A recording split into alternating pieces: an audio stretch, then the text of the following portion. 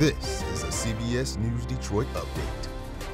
Good Monday morning. I'm Sandra Ali. Here's a look at your top headlines this morning. The Lions tied for first place this morning. This is after handing the Minnesota Vikings their first loss of the season. Detroit nailed a go-ahead field goal within the final seconds of the game, and this was the Lions' first game without defensive end Aiden Hutchinson. He had season-ending surgery after an injury last week against Dallas. Jahmyr Gibbs had a pair of touchdowns for Detroit. And while fans are already excited about that game, there are more important changes you need to know about.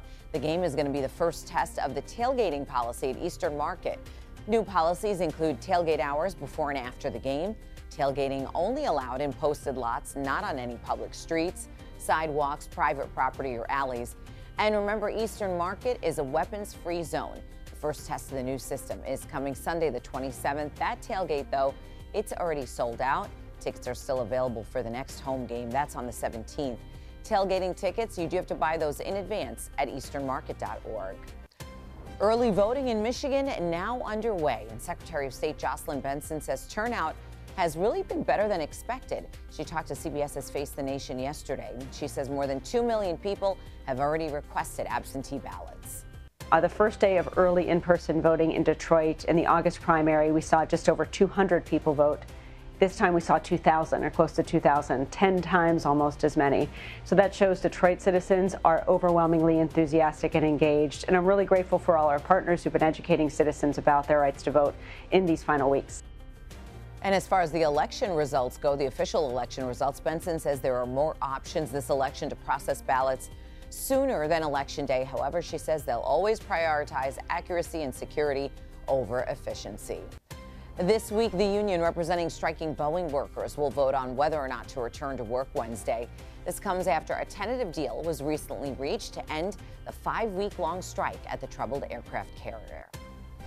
All right, let's now go ahead and get a check of your forecast with next weather meteorologist Troy Bridges on this Monday morning. Troy, good morning. Good morning, Sandra. What a day we have in store. We're warming all the way up to a high of 80 degrees with lots of sunshine. A beautiful afternoon. Hardly a cloud in the sky today before a few changes come later in the week. If you do have some plans to head outdoors, even later this evening, we're mild. At 6 p.m., we're at 73, 66 by 8 o'clock tonight. So clear skies for today for the most part. We'll see a couple of passing clouds in northern sides of Michigan, and then for tomorrow we'll see a few clouds on and off, still plenty of sun getting through and dry. But late Tuesday into early Wednesday, a chance for some showers to roll in along a front, and then much cooler by Thursday with highs only in the 50s. But today, certainly a big warm up, so get out and enjoy it. It's going to be sunny and near 80 for most areas today, well above the average. The average would be the low 60s, so we're going to be heating up. Lapeer going to 80 today, 79 in Howell, 79 for Ann Arbor, 81 today in Adrian,